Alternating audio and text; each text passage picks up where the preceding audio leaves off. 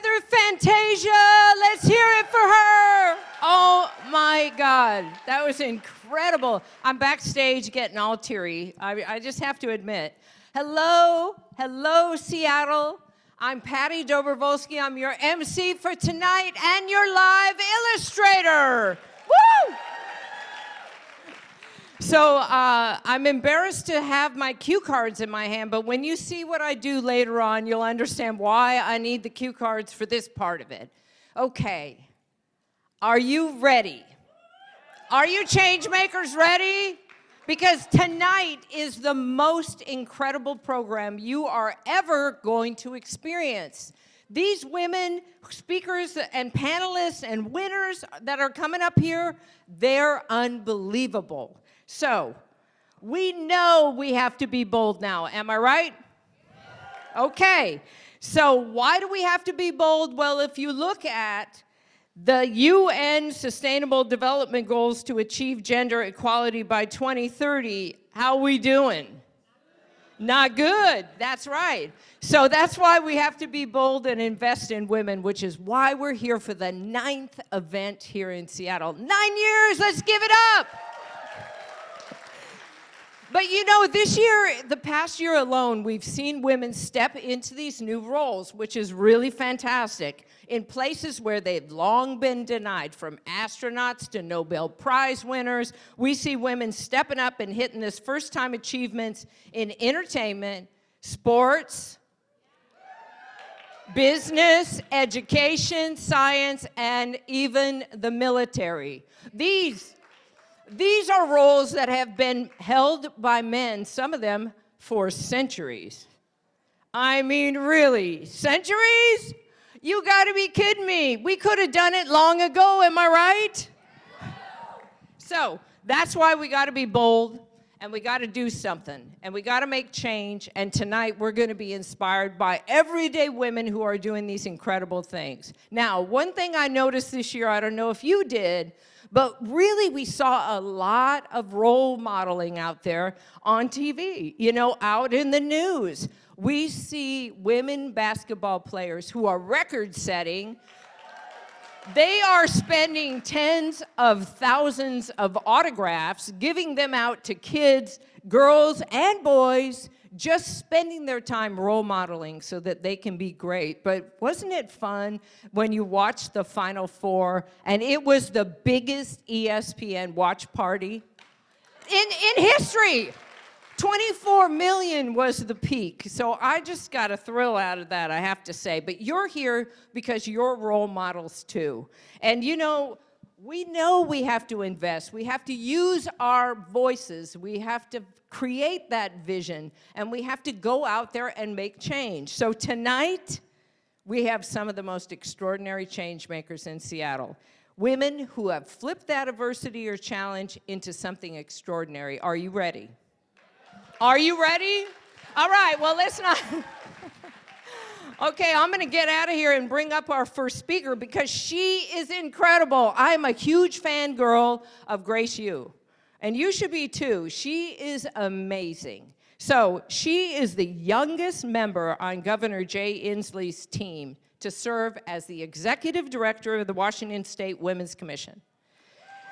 Yes, and really, what she said to me was, you're never too young or in the wrong race to make an impact, and it is so true in her case, right? Before this position, she was at Starbucks, where she changed things in terms of what they used in the retail stores. She got an award from President Biden for it, part of the federal Buy Clean initiative.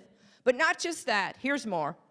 She's been a diplomat with the U.S. Foreign Service, covering topics of human rights and labor issues at American embassies in China, Korea, Germany. She's advocated for rights of incarcerated people in foreign countries and helped victims of assault return home to the U.S. That's why I needed my cue card, because that's a lot of stuff she did, right? But it doesn't even stop there, right? She served at the U.S. State Department, advising a special presidential envoy on climate.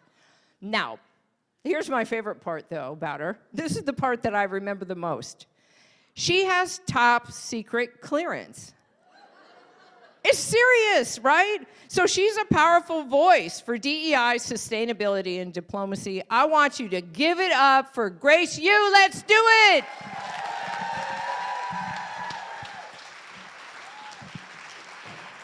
Thank you so much, Patti, for that super kind, super generous introduction. And thank you everyone here for joining me on your Wednesday evening and sharing it with me. I am so thrilled to be with this crowd of change makers who are speaking and in the audience today. But even change makers sometimes need a little help from a very necessary evil, and that is dating apps. Bet you didn't see that one coming. So on my dating profile, I describe myself as Lara Croft meets Joanna Gaines. Now, if some of you know one but not the other, you're not alone. You can Google them later. The HGTV and video gaming worlds rarely collide. But to take a step back, I often get asked, whether it's on first dates or panel conversations, why I left my job as a State Department diplomat and moved to Seattle. It was for family, to be closer to my parents and lifelong friends, but also to build one of my own one day without the constraints of endless international moves.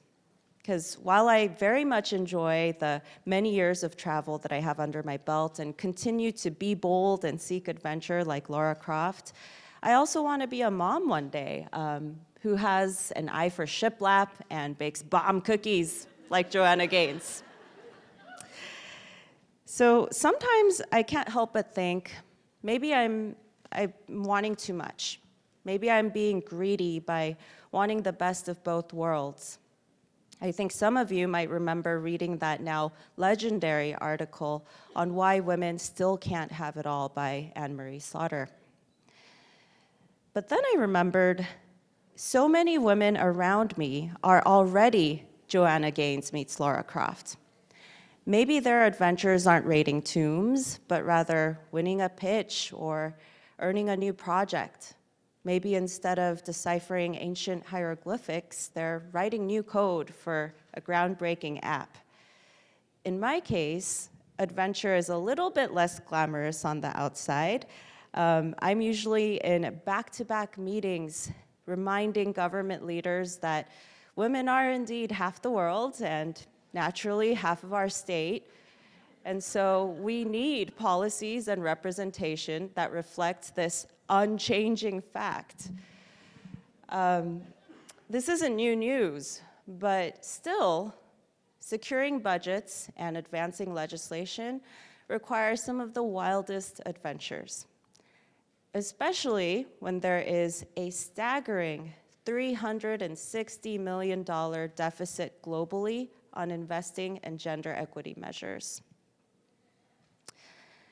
So if all that doesn't keep us busy enough, women are also Joanna Gainesing away in every corner of our world as parents, caregivers, friends, sisters, neighbors, in a world and in a system that places undue burden on women on unpaid and underpaid care. Everyday women are still delivering it all every day. The theme of tonight's event is Bold Voices Invest in Women. So take a moment with me and imagine a world, a state, a country where these kick-ass women are thriving and empowered to simply just do their thing and live to their full potential and be compensated fairly for it. I actually know what this might look like, so let me give you a sneak peek. It would mean living in a green economy and care society that amplifies but also benefits from women's voices. More tangibly, what would that mean? It would mean $12 trillion more in this world in global GDP, according to the World Economic Forum. In the United States, $1.6 trillion more would be circulating and being spent on goods and services and being saved and invested if we didn't lose it to the gender wage gap. Here in Washington, every year, women would make $18,400 more. $18,400. Now that's a big chunk of change, and it can pay for a lot of things, like 11 months of rent, over a year of childcare, paying off average student loan debt in under 2 years. And here, it's important to mention that the gender wage gap is even larger for women of color who face intersecting biases in gender, but not only gender, but race and ethnicity. Here in our state, Latina women make $35,000 less than white non-Hispanic men. Now, if $18,400 in lost wages sounds like a lot, that's because it is. The national average is $11,000. So at $18,400, Washington State is in the bottom 10 out of all 50 states when it comes to gender pay equity. In fact, it places us at 49 out of 50, behind only Utah.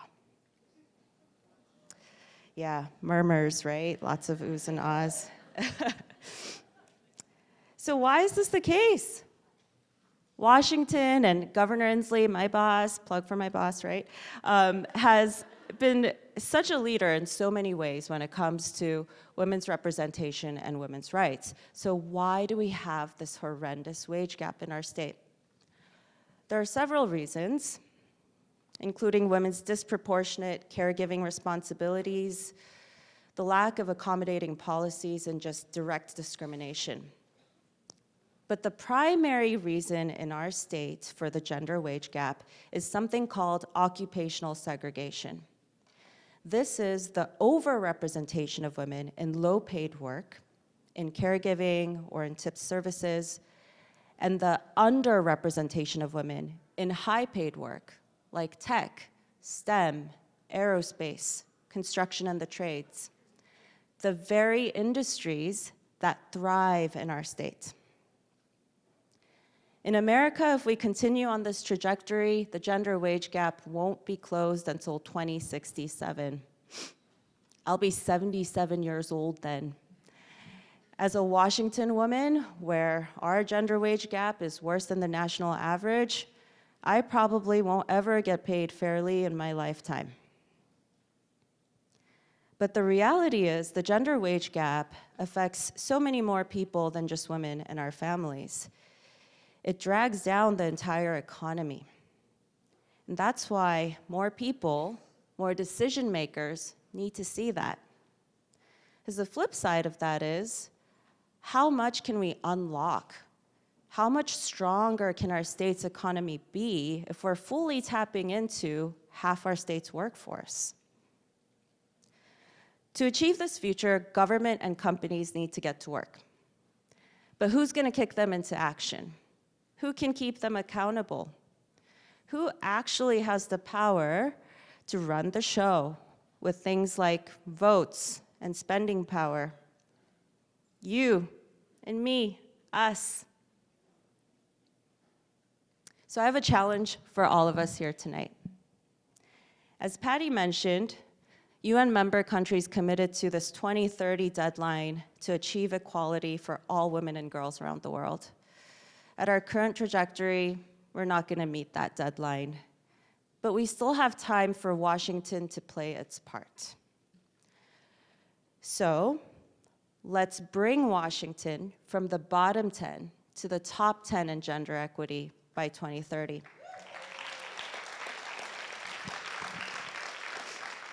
The Washington State Women's Commission is launching a campaign, a statewide campaign this summer to fully activate the full economic potential of half our state, our 3.8 million women. We're calling it Activate 3.8. It rhymes, right? So it brings together multiple state agencies and legislators with business, labor, and academia to co-create solutions that enhance opportunity and equity for women at every stage in their career. We'll be in 10 different cities around the state, across the state, with the Girl Scouts of Eastern and Western Washington to expose more K-12 girls to careers in STEM, construction and trades, and tech and aerospace. We'll be asking experts in academia and in community what policies need to be in place to ensure that there are wraparound services like childcare and anti-harassment policies and PPE that actually fits for women to not only enter careers, but thrive and lead in them. We're crafting public-private partnerships to encourage and incentivize Washington companies to not only abide by and meet, but go above and beyond existing Women on Corporate Board Acts and the Equal Pay Act. So each of you here tonight is personally invited to join me in June at the Activate 3.8 launch and join us on this statewide adventure. How? With our bold voices. What does that mean? Two things: vote and drink coffee. We know there are a few big ones coming, but vote on every election, with every election you can get your hands on. Enough said. Second point, drink coffee. So Patti mentioned I used to work for Starbucks, so I drank the Green Mermaid Kool-Aid and believe in the power of connecting over coffee. So get coffee with your state legislators.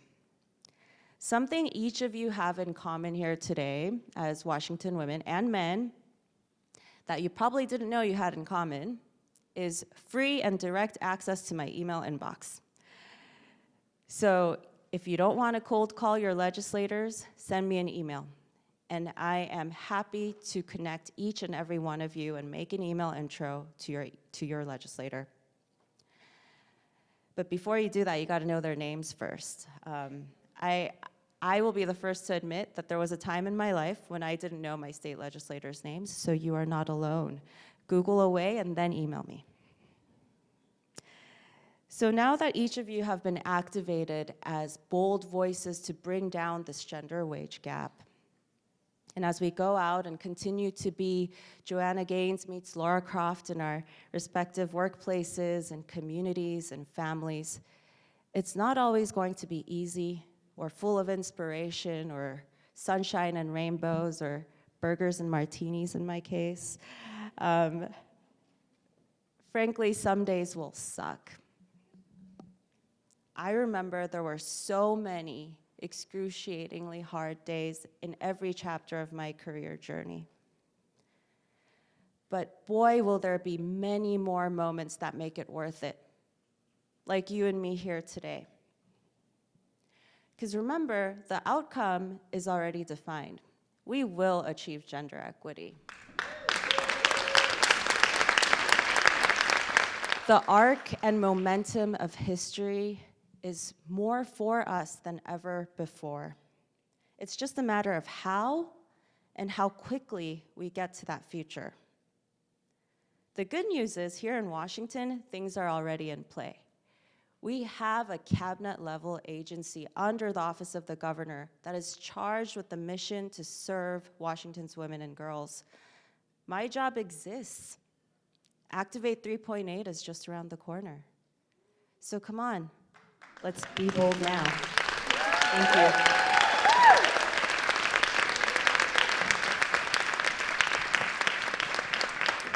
you. Isn't she incredible? Was I right? I mean, really. Top secret.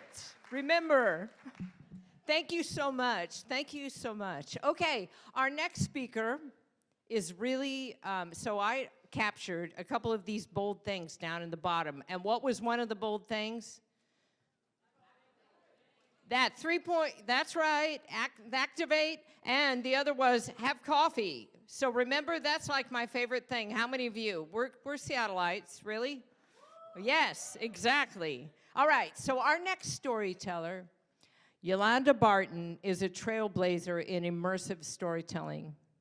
She's the pioneering founder of Revere XR. She and her team use augmented and extended reality and AI to recreate history and historic figures and bring them to life for all to experience in XR preservation. That's you in an Oculus lens looking at that, experience it firsthand.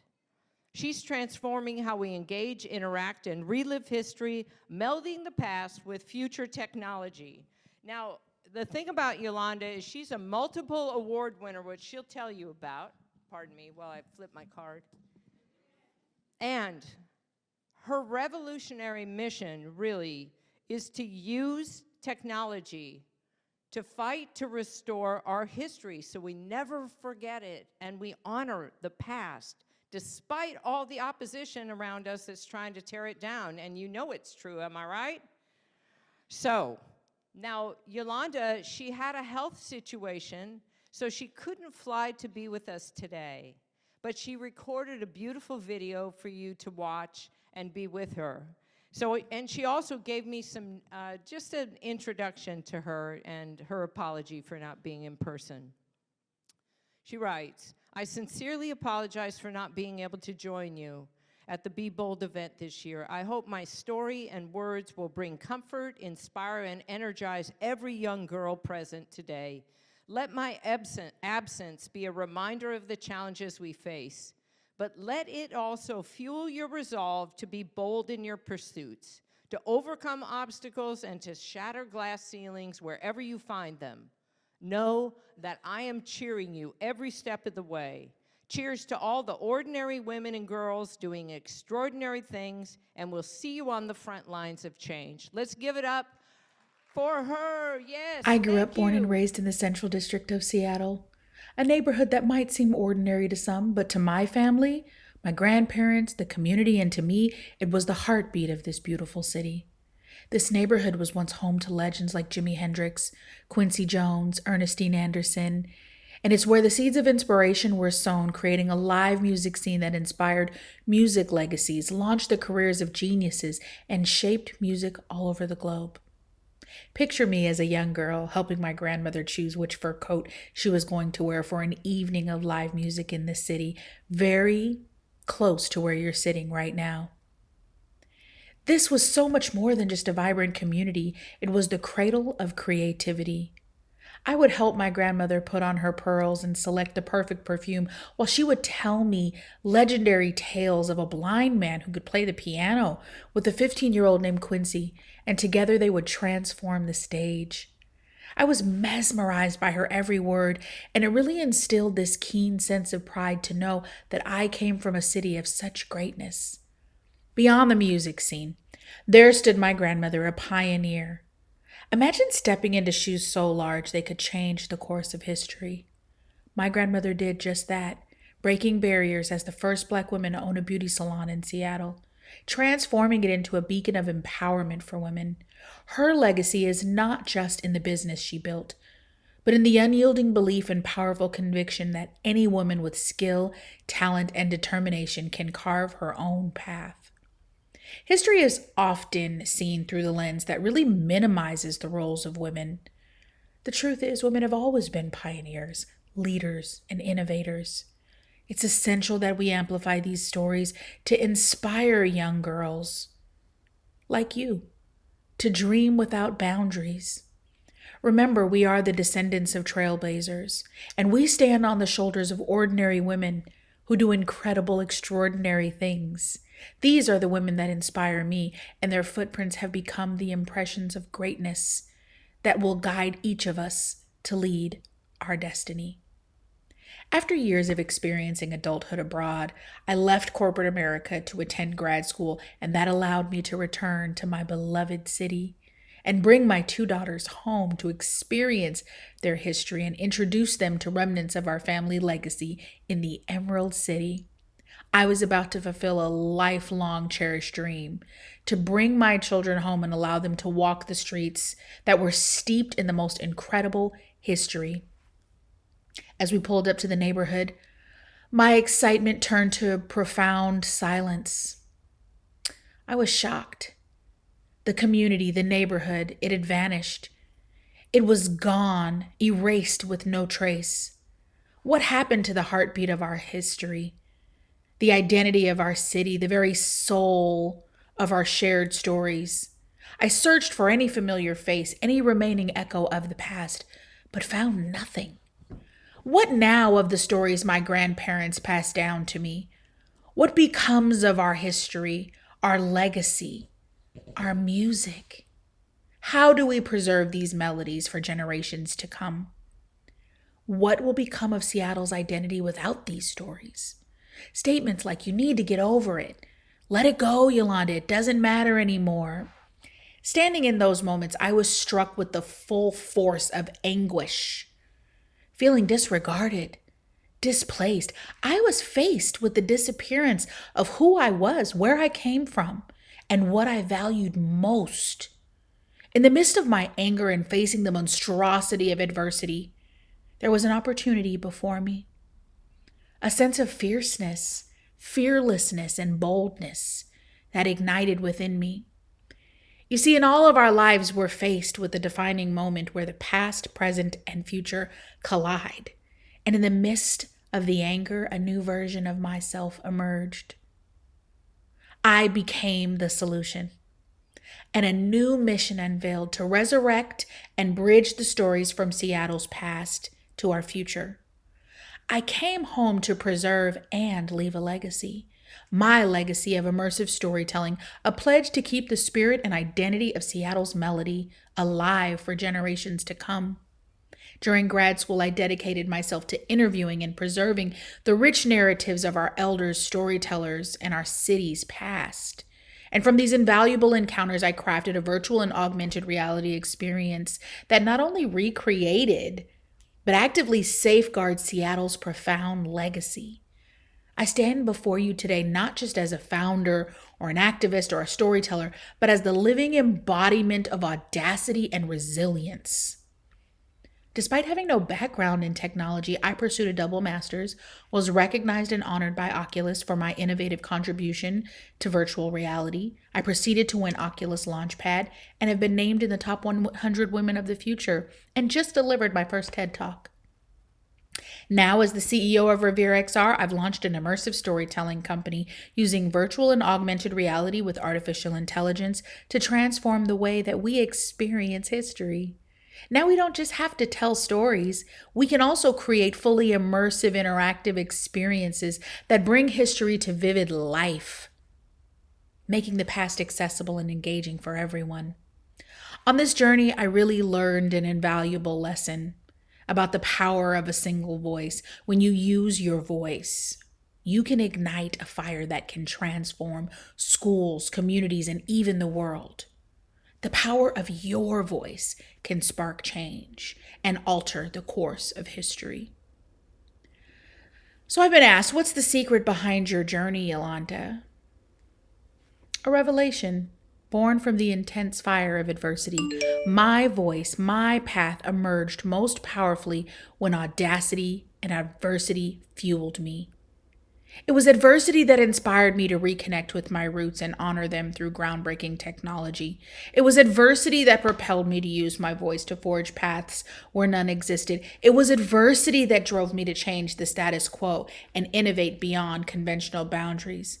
It was adversity that brought my boldest and most audacious vision to life on NVIDIA stage, where I used technology to resurrect a historic figure from Seattle's past to share our most priceless memories on one of the most innovative platforms in the world.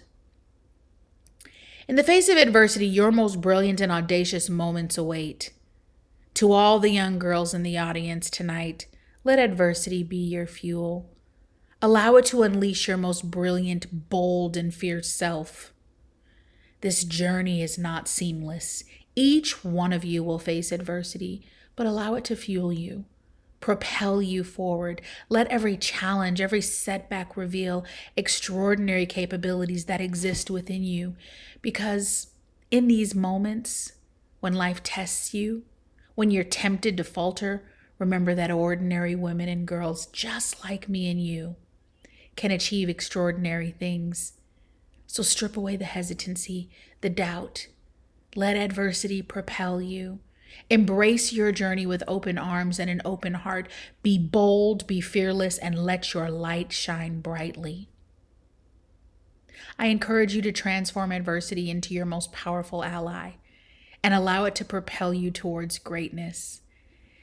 Now, this is not a one and done road. Every day, today, adversity fuels me relentlessly.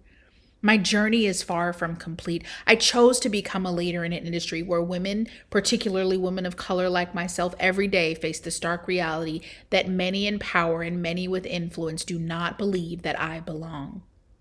Despite demonstrating unmatched success, nurturing groundbreaking ideas, accumulating accolades and recognition, even winning global competitions, I face the harsh reality of needing to work 10 times harder than my peers.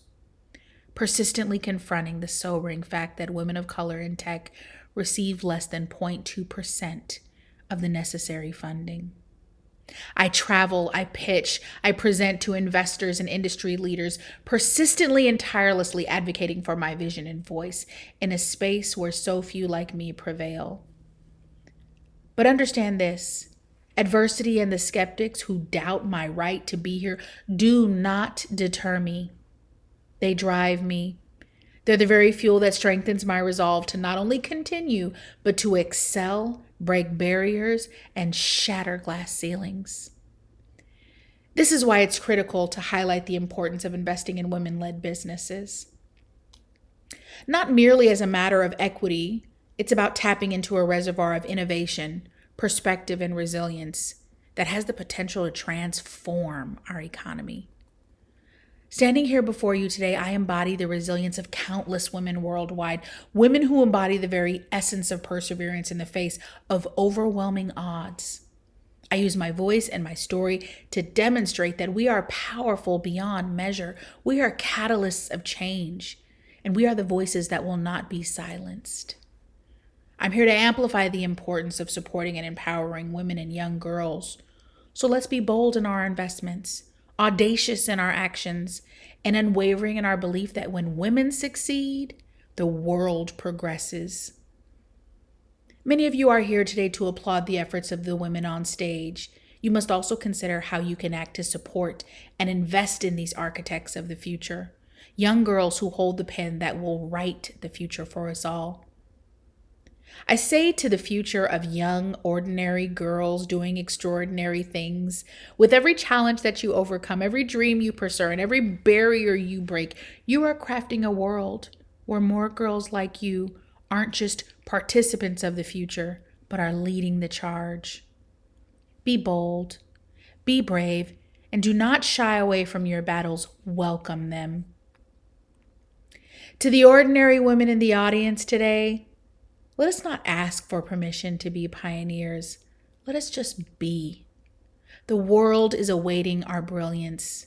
So let's let our light guide the way to a future where every woman and young girl can rise, unbound and unstoppable. Join me today, and we'll lay the groundwork for an uncompromising future where women and girls can dream audaciously, pursue relentlessly, and face adversity fearlessly. Thank you.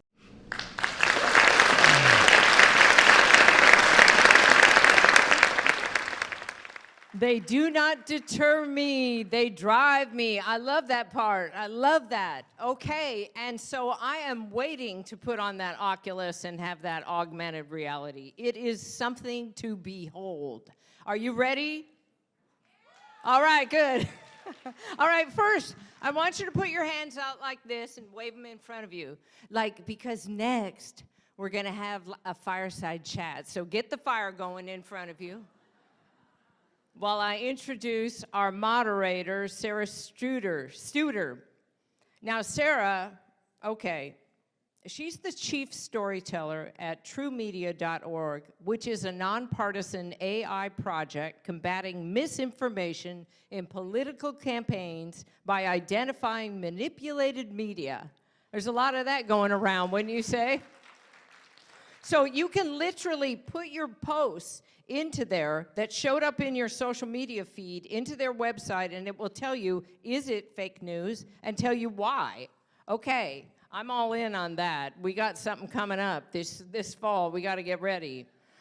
Now, she's passionate about community and connection. Sarah's been a leader in creating third-place environments for social entrepreneurs, including Impact Hub Seattle, Techstars Seattle Accelerator, where she helps entrepreneurs turn their dreams into reality.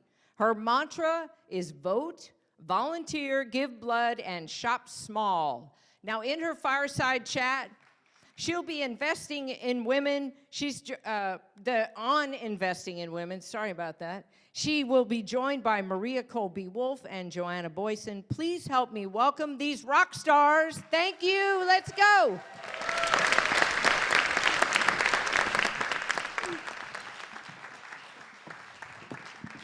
Hi, everyone. Wow, it's great to be here this evening. Thank you so much, Patti, for that wonderful introduction.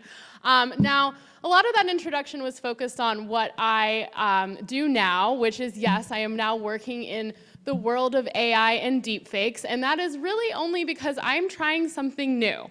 My most recent position at Techstars Seattle, unfortunately, the program was discontinued, and I find myself at a bit of a crossroads. But I wanted to call out one thing that we just heard Yolanda say, which is that less than 0.2% of venture capital dollars that are invested into companies that are started by Black women. And it's not much better for women at large. It's in fact only 2% of venture capital dollars that get invested into companies that are founded by women. And so that statistic, I think, is abysmal. It's embarrassing. It's $98 out of every $100 invested are being invested into companies that are founded by men. So when my investment days, which were not that long ago, that was something that really motivated me to be part of the venture capital industry and to work on behalf of founders to help them succeed. And so that is the why I do what I do, even though I'm not quite doing that right now because I'm trying something new. But I would like my guests up here on stage with me to introduce themselves and to also answer the question, why do you do what you do? So Maria, I would like to start with you. All right, thanks so much, and welcome. I'm so happy to be here with all of you today. My name, yes, is Maria Kolby-Wolfe. I'm the president and CEO of Washington Women's Foundation. And the foundation sort of embodies why I do what I do. So I'm going to tell you a little bit about it, and then you'll see why I do it. We give out a substantial amount of money into Washington State every year. Over the years, we've put in about $21 million into Washington State in support of a variety of issues, challenges that are facing our communities, as well as our Women and Girls Fund, where we focus funding into those organizations that are in fact supporting women and girls as they face some of these challenges, sort of unique challenges that they face when they're in these embedded in these issues. And then our Rest and Repair Awards. And our Rest and Repair Awards support Black women leaders with $100,000 gifts with no strings attached, just because they're doing amazing work in nonprofit leadership. And that work, we feel, is important because women, as we have just learned, perhaps not for the first time, don't get a lot of investments in them.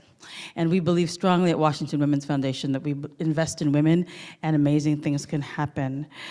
I do what I do because I believe that properly fostered, coming together as women, coming together as people, is the only way that we are going to get the world that we all sit in this room and wish we had.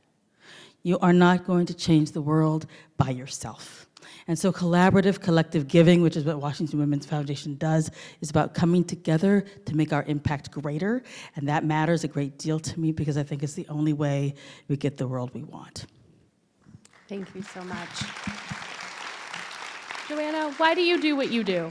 Well, first of all, I should have thought twice before following Maria, that's for sure. That was really beautiful.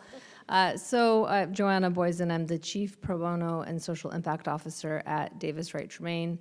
Davis Wright is a national law firm with 12 offices across the nation. And in my role, I am responsible for all of the do-goodery that we do across the nation. So that is pro bono work, that is community-based work. And if you don't know what pro bono means, or if you're not familiar with the term, it's free legal services for people who cannot afford to hire a lawyer, right? So the premise here is making sure that everyone is able to afford access to the justice system, not just those who can afford it. I have the best job in the state and the nation, I would argue, because I am able to effectuate meaningful change for numerous communities, not just in the United States, but globally as well, by being able to set vision and strategy for those communities. Why do I do what I do? It has a lot to do with my childhood. I'll take you back to 1986. When I was a little girl, my family had just immigrated to the United States from Poland. I was 6 years old, and I saw firsthand how difficult it was to come into a new country, try to start a new life, especially with two parents who had never gone to college. We immigrated here because Poland was a communist country at the time, and my father was very involved with the Solidarity movement, and it was not safe for us to stay there any longer. And I have to say, it was a highly traumatic time because trying to make it in a brand new country is very, very difficult. When I saw the struggles that friends, neighbors, people in our community, low-income immigrant community, were facing, it was very obvious to me how unjust and how heartbreaking it was to see neighbors who were being evicted for no good reason, had no recourse. Family members whose wages were being withheld had no recourse. Cousins who, had jobs that they loved and lost those jobs and were discriminated against, no recourse. So there were so many instances firsthand that I saw that underscored the importance for making sure that accessing the justice system was something that was reachable by everybody, right? And in the instances that I saw where pro bono attorneys did come forward, and it was very rare, by the way, I felt like those people were heroes. I would see those people and I would think to myself, wow, the scales of justice are now balanced once again, and whatever they do, and even as a small child I thought this, whatever they do, they're magical, right? The saying, not all heroes wear capes, really applies in this scenario. And so I knew very early on that what I wanted to do with my life had a lot to do with serving communities like the one I came from. Thank you so much for sharing that, Joanna. Now, Maria, you spoke a little bit about what Washington Women's Foundation is investing in, but how, beyond monetary contributions, can individuals invest in women? And I'd love for you to touch on time, on treasure, and on talent. Well, the first thing I want to say is I don't want to discount the power of monetary contributions. So first things first, we have to remember it took a lot of money for the world to look the way it does now. And it's going to take a lot of money for it to not look the way that it does now. So we're going to need that treasure. That is absolutely one of the most important, not the most important thing, but it is important. I think it's important to remember that we are in a capitalist society. We may like that, we may not like that, but it does make the world of money a really important one for us to live in and face head on. I also think if we're serious about wealth and equality in this country, that we need to stop pretending like somehow it won't mean that some of us will have to give up something so that others can have more. This country does not need any more billionaires. That said, talent, yeah, you should clap, because honestly, talent is incredibly important as well. And I know a lot of really skilled people in this room, and those talents can be brought to organizations and to communities that can really use those talents and maybe don't have access to them. I can even speak just to the organizations that I've worked for, and I've worked for quite a few here in the Seattle area. So for my own, at Washington Women's Foundation, we had a wonderful board member who knew a lot about social media. She had a skill to offer that we were not developing it very well. And so she gave us a whole working plan. Here's the plan. Here's what you're gonna do every month and every day, and laid it out for us that we didn't have to do that work. That's a lot of treasure we didn't have to pay, right? So skills are really valuable. I'm going to steal some pro bono thunder for just a second, because I also worked for Northwest. warned her. I was like, I'm coming in on your business. So I worked at Northwest Immigrant Rights Project for many years, and pro bono work, incredibly important work, especially in the world, well, especially everywhere in the justice system, but the immigration system is one where you're not required to have a lawyer by law for your defense. And so pro bono work is one of the ways that we can get some folks into our country who really are amazing human beings. That's skill, that's talent. And of course, yes, giving your talent will take some time. There are things that you can do, though, with time that are also incredibly valuable for changing the world and making it a better place. And I'm reminded again, at NERP, we had some older white ladies, very lovely women, who had a lot of time on their hands. And one of the things that they would do was they would come down to the immigration court down in Tacoma at the detention center, and they would sit in the back of the room, and they would watch the immigration judges make their decisions. And their decisions would be different when those women were in the back of the room than when they weren't, because they had to face grandma sitting at the back of the room looking disapprovingly when they were not nice to people. Women have power just by getting in the room. So ladies, get in the room. And gentlemen, open that door. Open that door. So yeah, time, talent, and treasure. If you don't have one, you probably have a couple of the others. If you have all three, give them. The world can be better if you bring your gifts. You know, love is like a magic penny. Bring it into the room and spend it all over the place, and there'll be more pennies to go around. I love that. So, Joanna, beyond the financial motivation that people have to make investments, what are other ways that people can invest in women? So, speaking from the legal world initially, it's really amazing to me how many opportunities we have to serve various constituencies, most of them very, very underserved. Women fall into that category, including girls. Unpacking that just a little bit more. So, women entrepreneurs, how do you get access to lawyers who can help you set up an entity, create a licensing agreement, contracts, defend your rights if they have been in any way breached or trampled on. The second way is, through domestic violence advocacy and sexual assault survivor advocacy. That kind of work is so, so important because these women need somebody to be their voice in court. And when you know how to navigate the legal system, you know how to make the right arguments.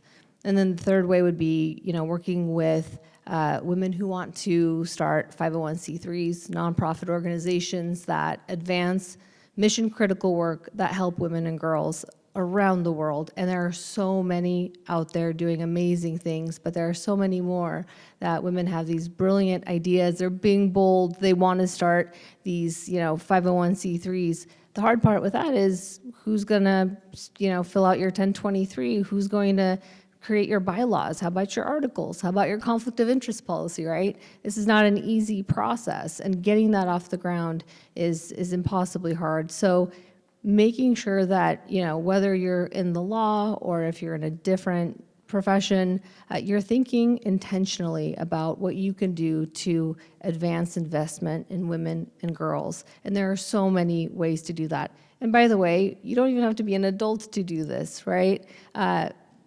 If you are a girl in this room and you're thinking to yourself, wow, I'm seeing all these women who have, these years of experience, and of course they can be up here speaking about how they can effectuate change, please know how powerful you are. So I invite you to the table and to get your ideas there too. I tell my daughter, who's right there, Sasha, wave, that she that she has the power to effectuate change. And so make sure you hear that and make sure you believe that, because I can tell you it is absolutely true. you for that. Maria, this is all about bold actions. And so whether large or small, how do we encourage those among women to support other women? Whether large or small, I mean, of course, I have a list. I have a list of things you can do, because I'm about like, here are some actions, go do the things. I'm just gonna start out with like right now. Thank you for coming tonight and being part of this conversation and showing up. So number one, I think showing up would really be helpful in trying to make sure that you can make action happen, right? You really have to be, what did I say? You have to be in the room. That means you gotta show up. There's a lot of things. You can buy from women-owned businesses. You can hire women. Hire women personally and professionally. Is your lawyer a woman? Yes. Is your wealth advisor a woman? Is your CPA a woman? I'm sorry, this is more for the adults in the room. But these are the questions you should be asking. Are you hiring women? Are you making your business, if you run a business or you're powerful in a business, are you making it actually open and friendly to women and to maternity care and to elder care and to the things that women are doing? Are you making your hours flexible so that people can run and pick up that kid who's sick at school? Are you making your actual place welcoming? Or are you using the excuse of we can't do that, no one else is doing that, to prevent you from changing the world? Be the change you want to see and do it. So that would be a big one. I'm thinking all these young women, mentor the women around you. Mentor young women coming up. It is so hard when you're not really sure how things work, to have that person ahead of you, and it can be at all different levels of work. I'm a CEO. You might be like, oh yes, well, then what mentoring does she need? How many Black women CEOs are older than me?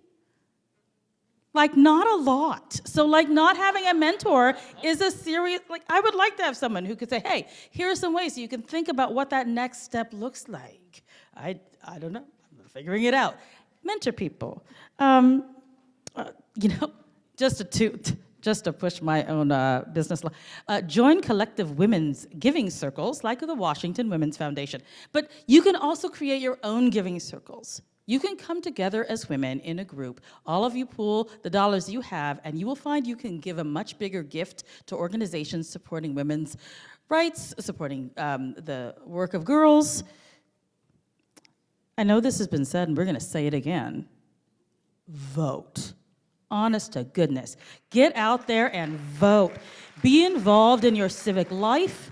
Be involved in the political world. The politicians making decisions about your bodies and about your way of being, they work for you. Go let them know whether they get to have a job or not. So I really would like to make sure that everybody is voting and making sure you know what it is you're voting for.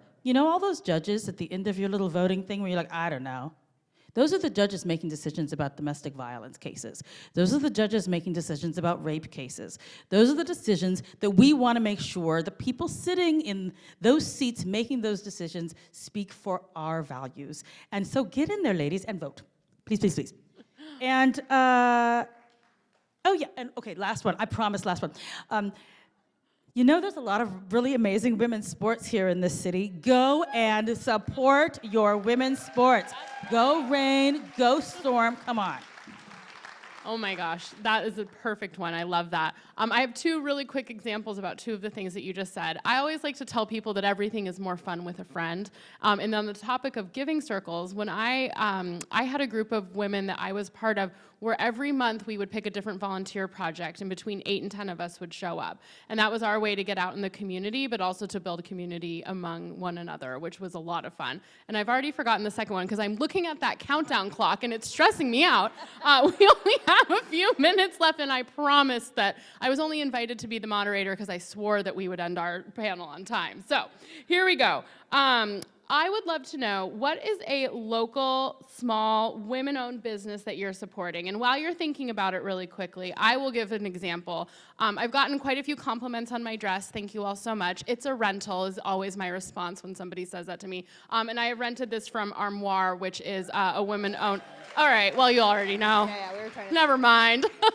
My second favorite is Wonderground Coffee. If you haven't been right up the street to Wonderground Coffee, it's a mushroom coffee. It's my favorite. So if I'm getting coffee with my legislator, that's who I'm going to go. That's where I'm going to go. Small women-owned business that you've been supporting lately. Up for grabs.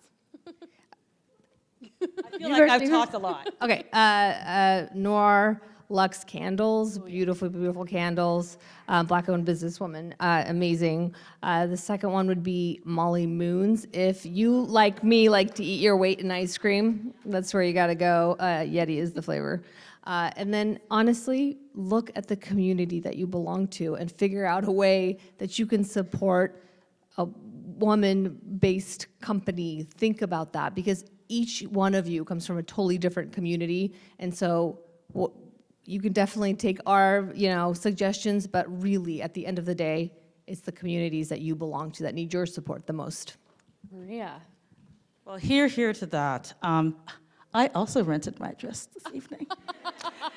And then I bought it because I loved it so much. So, oh well. I tried. I really did. But people that we use Girly Press at Washington Women's Foundation for all of our printing needs. We use, That Brown Girl Cooks and Black Pepper Catering, 2 Black women-owned organizations that do your catering. But this is the one I wanted to give you. I'm sorry, this is also for the adults in the room. Women wineries in Washington State. So I'm going to give you some names. And if you forget, you can just email me, and I'll rattle them off to you again. And I've gotten to the age where I have to tip my nose and go like this. Dama Wines, D-A-M-A. Damsel Cellars, Delmas. Leah Jorgensen Cellars, The Walls. Orr Wines, Frechette Winery. Shay Frechette is the first Black woman winemaker in Washington State. Her wine is great. Go and get some for the adults in the room. And yeah, but I love the local. I love the local buying. That is absolutely 100%. Armoire is local. 100% something that I can get behind too. All right, we have one final question, and this was the only mandatory question on the panel. So I think we've all touched on it a little bit. But if you had to say, what is one bold action that you would like the audience to take at the end of this session or series, what would it be? I'll let you have the last word. So I say big action, give of your time, talent, and treasure in support of women's issues and in support of your community where women live, as a matter of fact. It says, I say small, but it's not. Vote. Vote. Joanna. I would say in situations where you're looking for opportunity and the door is not there, build your own door. When there is a situation where you do not have a seat at the table, bring your own chair. My entire career has really evolved around that. I've created every single position I've ever had at the 2 law firms I've been at and before that. And really, it's up to you to take initiative and to be intentional about those steps, because we need you to be bold more than ever before. So please join us. And I will have the last word on this. I challenge you all to introduce yourself to somebody that you don't know. It's something that you can accomplish tonight. You can get it done right now, and you can know that you made a difference. You never know. One of my mantras is also to always take the meeting. You never know where an introduction or a connection is going to lead you. Start tonight. Start building your network. We are all here to support one another, and we can make a huge difference. So thank you all so much. Thank you.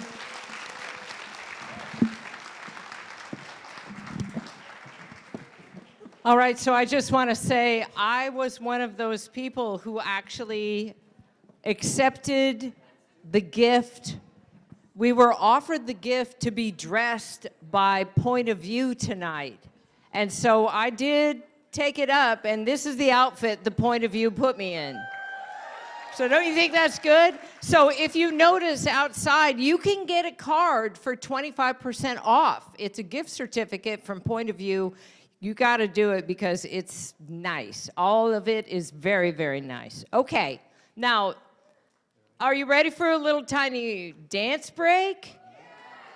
Okay, good, because that's what we have next. We have Tommy House is going to come up here from Dance Church. He is our dance leader, and he's an amazing guy. So let's bring him on the stage for our dance captain right now. Let's do it. Here he comes. Woo, bring him up. Hello. Really give it up for him. Oh my goodness, hello. How's everyone doing tonight? Are we being bold? Are we being amazing? It's so nice to see all of you. How is your seat? Is it time to stand up? It might be time to stand up. Let's stand up onto our feet. And here is what you can expect for this little moment of Dance Church. Has anyone here been to class before?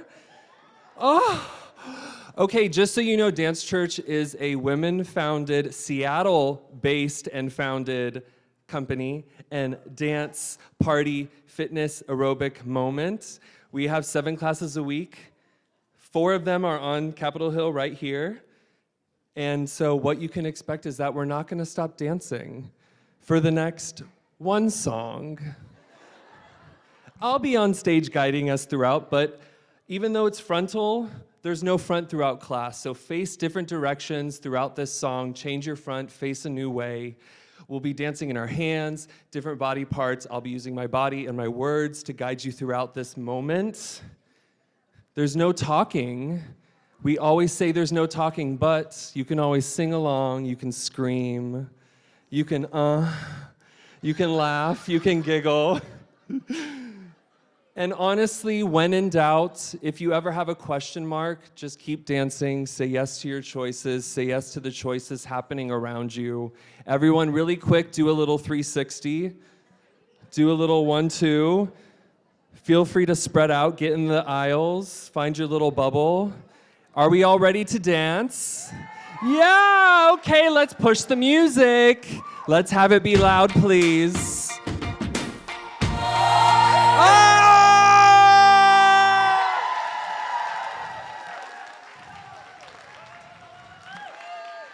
Thank you all so much. Shake it out. Take a breath. Thank you for dancing with us today. Thank you for being bold. Thank you for doing this. Oh, you are in your so MC moment. incredible. I'm having a love affair with you out there right now. Let's Thank give it up for Tommy House. Woo! Yes. Have a good night. Oh my God, was that fun? I mean, really, it was so good. I was up there just going crazy with the pastel, I have to admit. You know, I got pink happened. All right. Okay, so our next amazing speaker, I love her. I have so much respect for her. Claudia Longo. Yes, let's get She is a recent college graduate whose journey from Division I athlete to social entrepreneur is incredible. At age 18, just months before starting her collegiate career at University of Washington, she was diagnosed with multiple sclerosis. And after a break to reset her health, she went on to play 2 successful seasons for the Huskies while getting her undergraduate degree. All right, so she did it in neuroscience. Not something easy, neuroscience. Now, during her journey, she came across a lot of people across the country who were dealing with something similar, people under 35 with MS. And so realizing she had to do something to raise awareness and funding, she started her own 501c3, MS I'm Possible. With connection at the core of that, she is doing it out there, helping people connect with each other, getting funds and services, helping empower them and helping them thrive. So please help me welcome Claudia Longo and Investing in Your Path.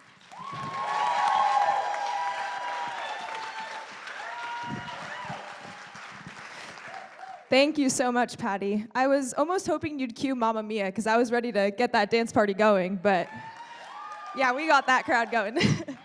I also want to extend a huge thank you to Nikki, Kate, and the entire Be Bold team for allowing me to be a part of this night.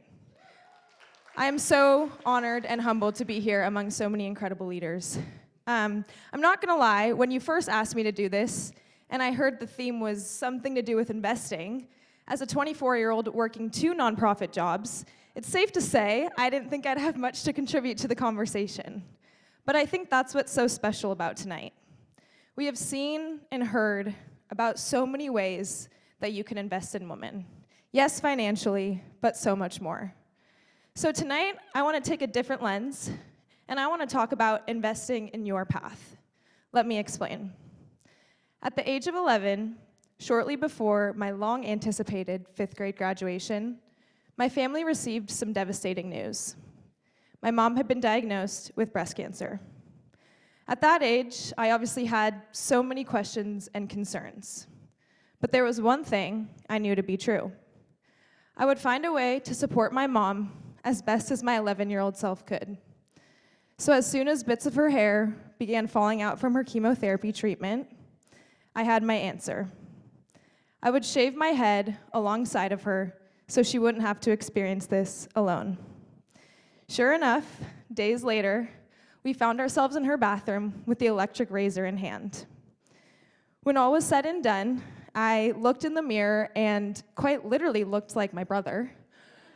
But more importantly, I looked internally and saw a bold, empathetic 11-year-old girl that just proved to herself she wasn't afraid of anything in the world. Now, for the sake of time, I'll refrain from diving into all the stories that followed. But as you can imagine, walking into the first day of middle school wearing basketball shorts, a baggy t-shirt, and rocking this buzz cut didn't bode well for the day to follow. I was called a boy on several occasions, in fact, kicked out of the girls' locker room, and later that week was called a boy in a bikini at the local beach. Don't worry, you can laugh, because we all laughed about it back then too. I was so confident in what I had done for my mom that no one could convince me otherwise. And it was in this moment that I made my first big, bold investment in a path I still find myself on today. Not a path of least resistance, where you're protected from the obstacles and hardships of life, but a path of greatest persistence. One that equips you with the boldness to face those challenges head on when they do present themselves. So fast forward a few years, which, by the way, my mom kicked cancer's ass and is sitting out there in the audience today. I was a senior in high school with my eyes set on my next big chapter, competing as a Division I soccer player at the University of Washington. I had committed to play there my sophomore year of high school. My high school team had just won our 2nd state championship. Yep. And my friend and I had recently just played in the high school All-American soccer game. So while everything was going according to plan on the field, the same couldn't be said off the field. I had started experiencing some weird neurological symptoms, but of course, I brushed them off, attributing my numb and tingling legs to cleats that were too tight, and throwing up after games to being out of shape. So, as most athletes would do in that situation, I simply bought a pair of bigger cleats and took to the field before and after school to get into better shape. But the symptoms persisted and eventually progressed. I was dealing with daily headaches, throwing up, numbness and tingling, zinging sensations that ran down my back and legs, and more. So one trip to the neurologist and 3 hours of MRIs later, I had a confirmed diagnosis. I have multiple sclerosis. This was a big blow, and one I wasn't expecting at the age of 18, just months before going to college. With this diagnosis, however, I wasn't forging a new path like we'd done years before with my mother's breast cancer. This time, all I had to do was put one foot in front of the other on a path we already found ourselves on. our path of greatest persistence. We had already made the investment, and now all I needed to do was learn to trust in its growth. So the day after my diagnosis, I was in the doctor's office and ready to take action. We started on my medication, I was treated with steroids, and we dove into the literature on how I could live my best life with MS. Never once, though, did I question if I'd be able to play soccer again. I had the answer. I was gonna do whatever it took to get back on the field and play for the Huskies. And of course, I did just that. Thanks to the help of my family, my friends, my teammates, my coaches, and everyone in between, I was back on the field and in the lineup with the Huskies by my senior season.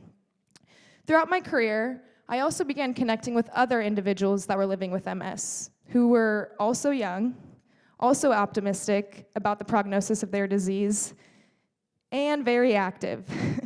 So we started talking about ways that we could thrive with MS. There was one gal in particular that I had connected with, a 17-year-old who had been living with MS for 2 years. As luck would have it, she was from Eastern Washington. So at my last ever game in Pullman against the Cougs, Lexi was able to come watch me play. And boy, am I glad she did. That game was a fairy tale storybook ending to my career. Snow was falling from the sky, my whole family had flown in for the game, I dished out a few assists, and of course, we won. So as I ran over to my family after the game, I looked up into the stands and I saw Lexi. And I was reminded of her story. She had been living with MS for 2 months, but upon her diagnosis, assumed and was told that soccer wouldn't be in the cards anymore. But that day in Pullman changed everything for her. The following week, she laced up her boots and returned back to the soccer field to play with her team, realizing that her dreams of playing soccer were also possible. And that's the beautiful thing about following a path. I could have seen that day in Pullman as the end of the road for me, but Lexi was the sign pointing me to a new destination. Lexi was the sign that it was time to cash out my investment and start spreading the wealth. So I returned home and started looking into how to start a 501c3, which you all just talked about, and I can attest it's quite the process. Now, at the same time, I was also a senior in college, and so I was wrapping up my undergraduate degree in neuroscience and was studying for the medical school admissions test, the MCAT. Now, if you haven't heard of the MCAT, good, keep it that way. I spent practically my whole life preparing for this test, 5 months of prep courses and practice tests, and it was all gonna happen in May. So my plan was to take the MCAT in May, graduate in June, and then I would launch the nonprofit in fall. Well, the man upstairs had other plans in mind. The day before my MCAT, I was laying in my bed, listening to some sort of calming music to rid my anxiety about test day, when I received a call from someone at the Seattle Kraken. I answered the phone, and they informed me that I had just gotten game tickets for Game 6 of the playoffs happening that Saturday. I was thrilled, but again, had to take the MCAT the next day. They kept talking, and I realized it wasn't just game tickets. I had been nominated as the hero of the deep for that game. If you've ever been to a Seattle Kraken game, you may know, yeah, go Kraken. Next year's gonna be a different year, all right? If you've ever been to one of their games, you may know that at every game, they honor one individual who's making a positive impact in the community. And on that Saturday, that individual would be me. All I had to do was get through the MCAT. They kept talking, and it led to the last and best part of all of this. The Seattle Kraken donate $32,000 to your nonprofit on that night. All of a sudden, any anxiety I had about test day was gone. I hung up the phone, I called my team, informing them that we would not be launching in the fall, but rather that next day while I was taking the MCAT. So of course, as I was in the MCAT, answering questions related to organic chemistry, my team launched us. And that next day, we found ourselves at Climate Pledge Arena. The Kraken CEO was sharing my story with the whole crowd. And on day one of business operations, we had $32K in our bank account.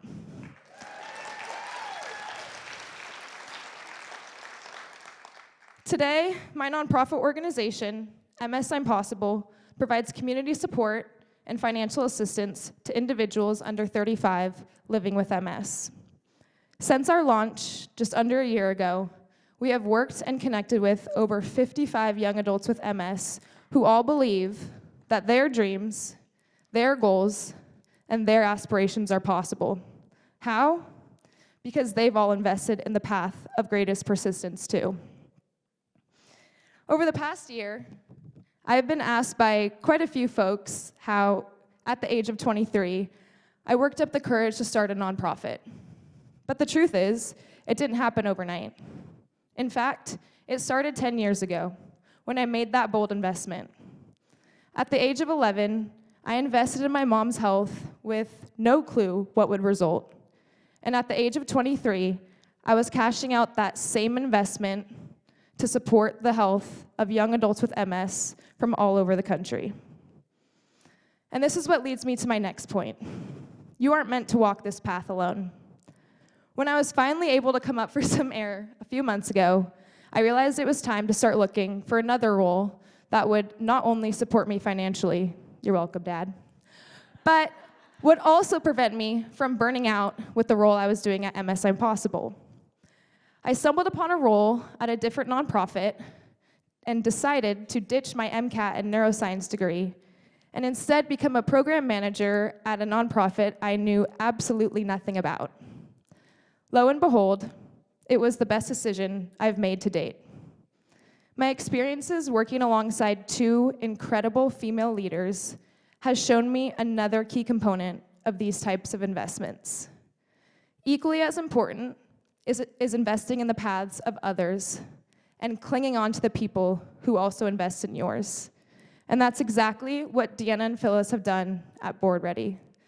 They empower me on my own path while finding avenues to bring me along on theirs too. So I close with this. I think sometimes that investment word can be scary. When should you do it? How should you do it? Where should you invest? My take: don't wait to have it all together to make that investment. Take the leap, follow the signs, and find the people that help push your pace on your path of greatest persistence. Thank you.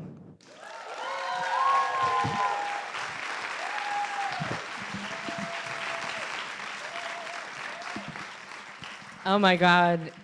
I just love she has her own cheering squad right down here. Did you know that? She got her squad right here. I love it.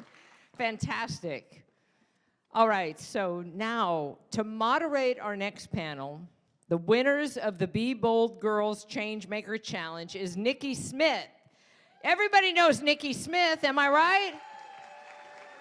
But let me just say, she's a visionary co-founder and president of Be Bold for Change, a global pioneering marketing and talent development exec with over 3 decades of experience, revolutionizing, I love it how every so often, okay, I flew in from South Africa 2 days ago, so I'm upside down on my time zone. It's bedtime for me. It's been that way for a while. So here we go. Revolutionizing brands for tech giants like IBM, Expedia, and Microsoft. She spun her talent to unite all of us, girls and allies across borders, to inspire, empower, and support one another in the quest for parity. In everything she does, she shows us how profits can go hand in hand with making a positive impact on the world. Please help me welcome the incredible Nikki Smith and all of the Be Bold Girls winner and finalists. Yes! Well, hello. So lovely to see you. And have I got a treat for you? Not that you haven't had enough treats already. I want to tell you a little bit about the Be Bold Girls program, and then actually I'm going to ask the girls to tell you more about it. But we started it in 2022. Some young girls, like some in the audience, came to our show and they said, we want a program for us. We love Be Bold now, but we want our own program, designed by girls for girls. And so we sat them down, we asked them what are their challenges, and what can an organization like Be Bold for Change, what could it do to help them become change makers? And we learned a ton. We just sat, listen without judgment, and we let them tell us about that program. So we're 2 years old. It's made up of workshops that we hold monthly, and then it culminates in a Changemaker Challenge. And before you today, I present 2024 Be Bold Girls Changemaker Challenge winners.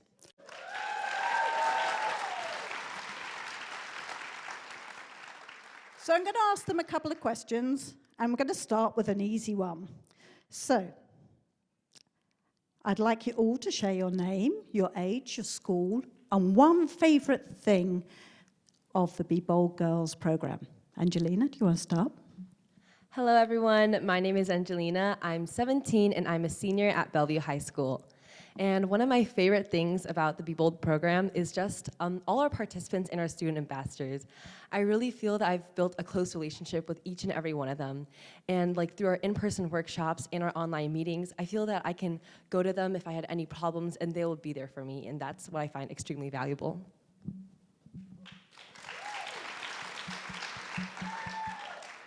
Hi, my name is Emily Duran. I am a senior at Liberty High School, and one thing I'm very grateful for that Be Bold has given me is that I was able to form connections with like-minded individuals who are interested in entrepreneurship, as well as get paired with a mentor. And I was paired with a mentor today who did happen to dress Patti over here in this wonderful outfit. So it was really amazing, and I'm so grateful for this. Hi, my name is Alice Chen. I'm 15 years old, and I go to Redmond High School. For me, one thing that really stood out to me being part of Be Bold Girls was actually having the Changemaker Challenge push me to think outside the box about solutions for problems that women and girls are facing in the 21st century. So I think that that really made me appreciate being part of the Be Bold Girls program even more.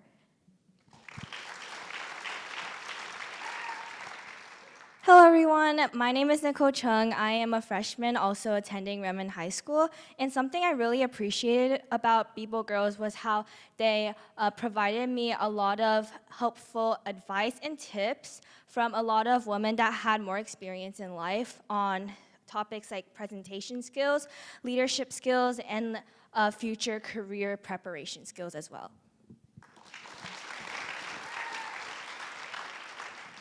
Good evening, my name is Sophia Xu, and I am 16 and a sophomore at Redmond High School. And what I just love so much about Be Bold Girls is that it let me meet all of these wonderful people, all of these girls, women, and mentors who are also passionate about change. And what this has let me do is it has built my leadership skills. It's inspired me. It's given me a platform to think about and create change in the real world today.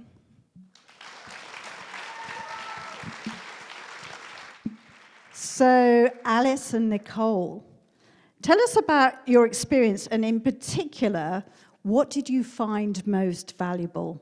Alice, do you want to start? Yeah, sure. My experience in the Changemaker Challenge was truly an eye-opening experience. I was able to meet lots of teen girls with similar passions, and that really made me want to help my community even more. Furthermore, when we attended the Changemaker Challenge, I loved how they added and introduced us to seasoned professionals who taught us how to think critically on how we would implement our solutions in the real world. Be Bold Girls allow me to deeply analyze the world around us and notice any underlying problems that we, the future generation of girls, must conquer and face together. In the Changemaker Challenge, they provided me with an experience that allowed me to prepare and present my own original pitch to people who really supported my ideas, and that made me much more confident as a person and encouraged me to lead more changes in our community. Additionally, by meeting girls with diverse backgrounds and experiences, it really deepened my understanding of the world today.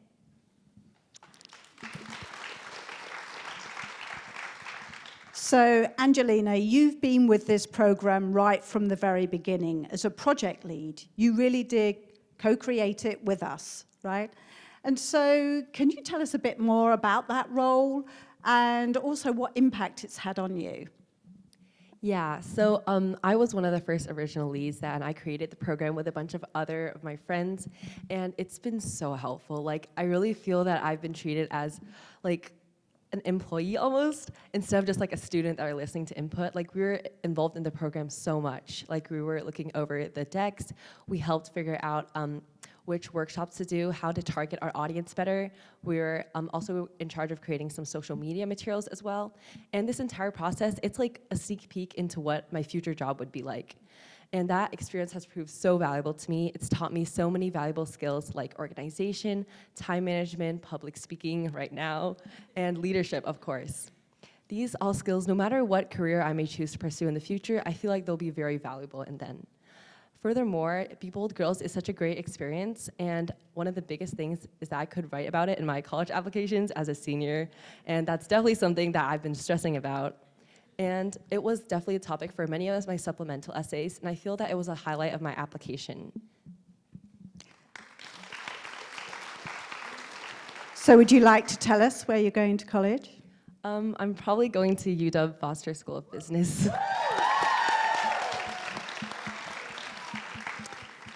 So I want to ask the team leads of our Changemaker Challenge winners what difference they want to make, and just share a little about their winning idea. Sophia, would you like to kick us off? What difference we want to make? It's about period stigma, because let's be honest here, how many of you have ever felt embarrassed or uncomfortable about talking about your period? That's right. So me and my team, we decided to tackle this problem by creating an illustrated picture book series that is designed to be introduced to children so that they know that this is a normal topic that should be just talked about normally, because we want to destigmatize periods, and that's something that we're passionate about.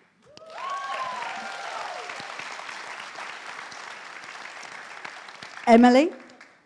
For me, I've always been an avid fashionista. Throughout my life, I've always loved curating outfits and sharing them on different social media platforms.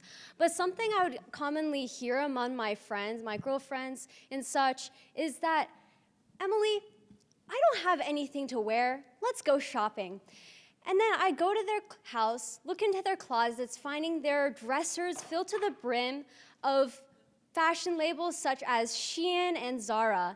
And I found that this was a problem amongst many other seniors and other high schoolers in my school as well. And so I took the first step forward in trying to come up with a venture idea and starting an app that uses artificial intelligence to help curate outfits, all while providing a new and improved platform for smaller designers to market their products. And I found that it was incredibly helpful with the resources and the people that Be Bold Girls provided for me to take that first step. Angelina. So as project lead, I really realized how important it is to have money in this entire program. And yeah, this is why we hope that through my idea, Infinite Allure Aromatherapy Tablets, that we can fundraise more funds for Bold Girls.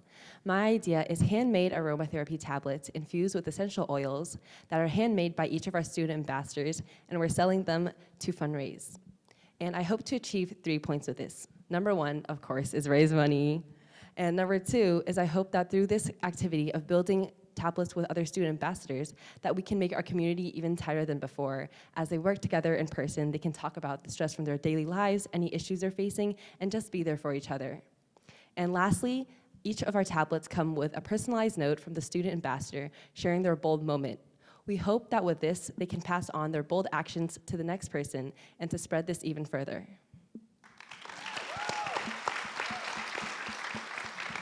So if you have not bought your aromatherapy tablet or your phone charm, I'm going to come out and find you. I'm going to take you to that desk.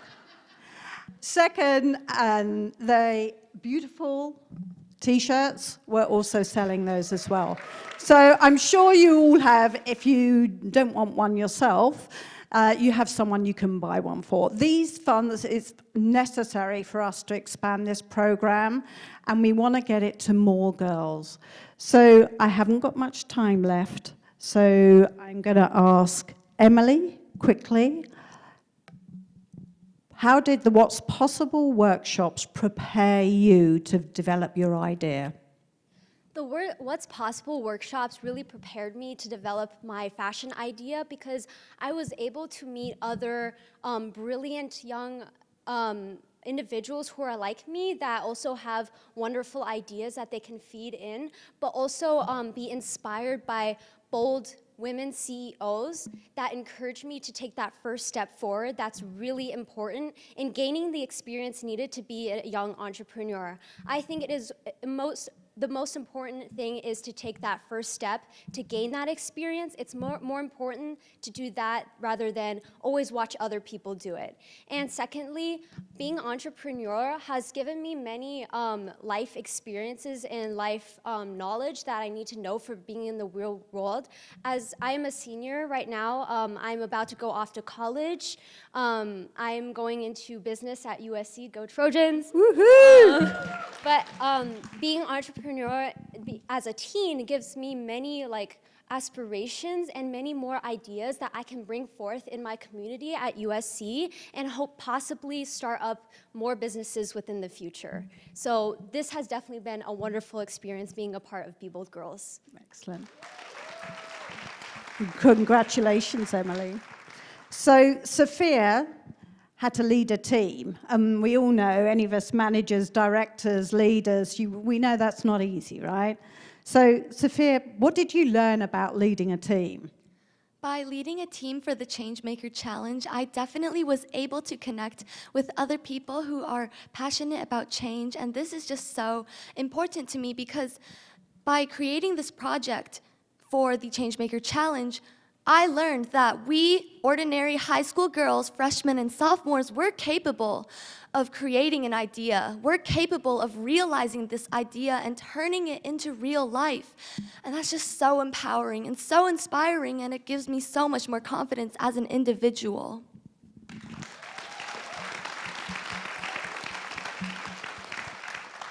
I feel like a mother here. I'm trying to keep it together and not cry. Angelina, one final word on why we need to raise funds and why we need this lovely audience to go to the fundraising table and buy our goodies. Yeah, so like I said before, money is very important in our program. All our workshops require money, and we hope that you'll be able to donate and help us fundraise. Right now, Be Bold Girls has reached over 60 schools and over 300 participants, but we still feel that it's not enough. We want to reach out to more schools, even out of state, and hopefully in the future, maybe even internationally. I was able to learn so much, and all our student ambassadors reflected that they felt that this program was very valuable to them. So this is why we hope to bring it to even more students outside of the Washington state, and that's where we need your help. My idea, infinite allure aromatherapy tablets, are for sale right out there, along with our phone charms, which are also handmade by our student ambassadors, and these t-shirts. And we really hope that you'll be able to help us through this journey and reach out to more girls to impact more people. Thank you. So behind us, you can see the QR codes. We've got a Venmo code. We've got a Donor Perfect where you can put your credit card in. We also take cash, by the way. Okay. So one more big round of applause for our Changemaker Challenge winners.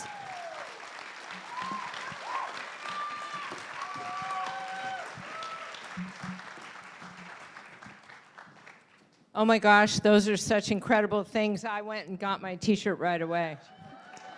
I had to do it. I mean, there are amazing things. It comes with a personalized note.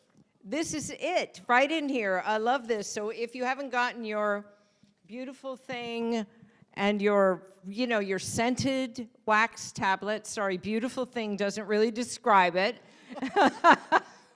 And also that charm, that bracelet charm, get that as well. Now, okay, Nikki, so I had lost my cue cards. Here they are.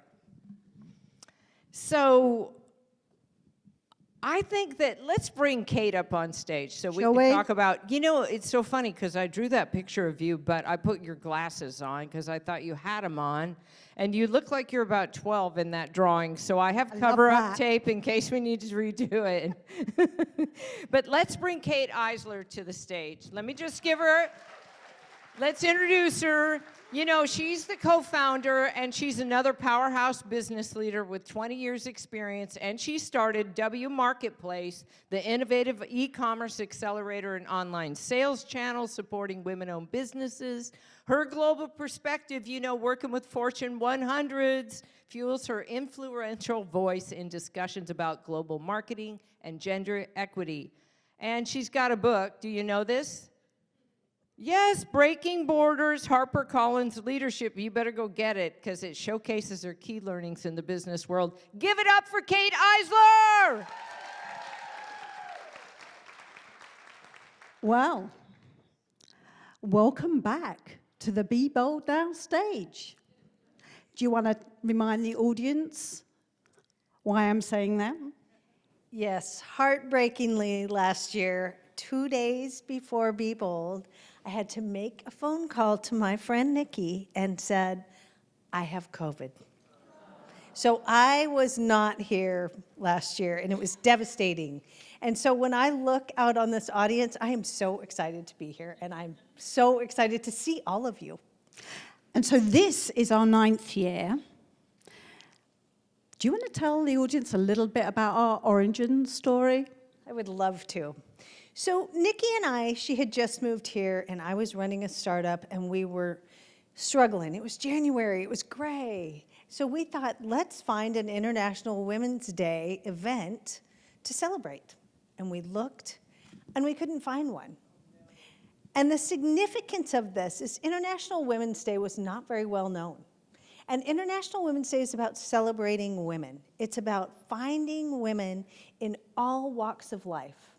And, we know influential women all around the world. We hear about them, Sheryl Sandberg, Oprah, all of those people. We can't be those people. I mean, maybe some of us can, I hope. But we can't be those people. And so we decided that how hard could this be? We have amazing women in this community that we can celebrate and that are inspiring and that we want to lift up every year. And so we started 9 years ago, believe it or not. So this is what we're doing. You saw it tonight. It's so fantastic. So there's 2 objectives of this show. One, obviously, is to bring these everyday women doing extraordinary things to the stage to share their stories, shine a light on them, celebrate them, inspire you. Because the second objective is to activate you. I've been in that audience thinking, I can't be like her. I can't do that. I'm not smart enough. I'm not rich enough. I'm not old enough. But they're all excuses. And so the other thing that we need to share, and we've had feedback before, is give us some ideas. What can we do to invest in women, to invest in girls? And so, Kate, would you like to share a few ideas? Yes, of course, I always have ideas, right? So the biggest one for me is, support women-owned businesses. You've heard it all over the place tonight. Hire services, shop women-owned. I know of a little place where you could shop from 500 women-owned businesses. Headquartered here, women all over the country. So shop from those women, write about them. Tell your friends, give them reviews, make it known that you are supporting other women. It's really important. The other things is we've heard a lot about time, treasure, and talent. Take that to heart. You've heard all of these women talk about that. There are so many wonderful things that you can do. If you have time, you can volunteer. Find an organization that speaks to you. Join a giving circle. You've heard that. That's easy. Vote. Vote, vote, vote. I can't say it enough. In every election, local, county, anything, do your homework and vote. Thanks, Kate. All right, so we do have a little competition going on tonight. And so we have prizes too. 2 tickets to the opening night of the 50th Seattle International Film Festival on May the 9th. All you need to do is upload those photos that I know you've been taking all night long, tag us, use the hashtags, it's all written up there for you. You can take a photograph of that too. Maybe not the dance church for us. Oh no, maybe not. Yeah. No, no one needs to see that, right? And then upload that, and on Monday, we'll do the draw. So do take part in that, and they are great tickets, and their money can't buy tickets. So. All right, Kate, do you want to say thank you? I would love to say thank you. The way we do this is through sponsors. We are a nonprofit, and we thank so many sponsors in this community that support this event. And I can't tell you how important it is. So if anybody wants to be, up here on this slide next year, we'd welcome your sponsorship to help us do this, to support these programs, to support these girls, and to support our efforts at Be Bold. And to add to those thank yous, I want to thank the team. Most people who work on this project are volunteers. They have a day job. And so the team this year, a woman who saved us, quite frankly, Molly Klein from Perk Events. If you want someone to run and manage your event, Molly is your woman. So thank you, Molly. But also, many of the board members of Be Bold for Change also, they didn't quit their day job, but they worked in the evenings and at weekends to help us bring this about. Use their network and introduced other women to us, and that's who you met today. I also want to share a big thank you for Justin and his team on the videography. The UW students, if you didn't get an interview over at the Step and Repeat, please do that. Cecile for her wonderful photography. And then SIF, the team here have been amazing. This is a new venue for us, and they've been absolutely amazing. All of our speakers, and Heather, wasn't she awesome? We've got another treat for you in a minute. And then you. Many of you, this isn't your first event. There's somebody, a friend of mine here, Mel. This is his 8th event. That's how you show up for other women. That's how you become an ally. And I know many of you here have been here before, and if this is your first time, you heard what Kate said, go back and tell your friends about it, because next year... 10th anniversary, next year. And, speaking of coming back, I want to challenge you all next year, bring 10 friends for 10 years. So come back and we'll do it again. I'm so excited. And I promise to be here COVID-free once again. Only for the fun ones, so I'll be here. Okay. Well, thanks, Kate. There is someone else I really want to point to and thank. Patti Dobrowlski. Close? Close. I've been practicing that. I'm not doing very well at it. Patti, I want to thank you for your creative genius and your infectious energy that you've made this, hasn't she? She has really, truly made this event.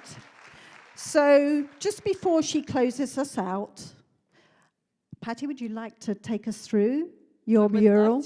I would love to. Okay, so the goal really was for all of us to come up with our own bold actions, and we asked every speaker to give us their bold actions. So they did, and I captured them along the bottom of the map and tried to color it as quickly as I could, but activate 3.8, go to coffee, vote, build your own door, turn adversity into solutions, be intentional, buy from women, mentor women, give where they live. You're not alone. Take that first step. Write reviews, volunteer, vote, vote, vote, vote, vote, vote, vote. Now, I just want to thank our interpreters for the evening. Can you give them a round of applause? Thank you very much for interpreting for us. And I want to bring, first, thank you so much for coming out and doing this. You're incredible. You were an incredible audience, and wasn't it fun to dance in the middle, and should we always keep that, right? But at the beginning, Heather Fantasia, you know, she came out and opened us up with this beautiful song, and she's going to close us with a song, but I want to tell you a little bit about her first. If you already know her, awesome, but if you don't, she's the lead singer in the Sliding Eights. She's sought-after instructor at the School of Rock in Bellevue, where she gives women and helps them find their voices there. Give it up for her.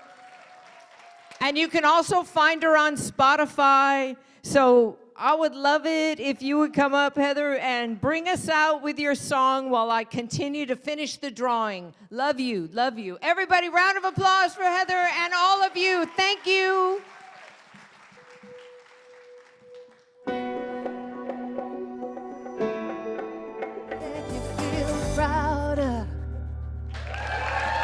Thank you. And thank you so much for having me here. What an honor to share the stage with so many amazing women. I can't even, like, this was, I'm like gushing. Thank you, everyone. Thank you so much for joining us. Have a fantastic night. Go out and be bold now. Let's do it.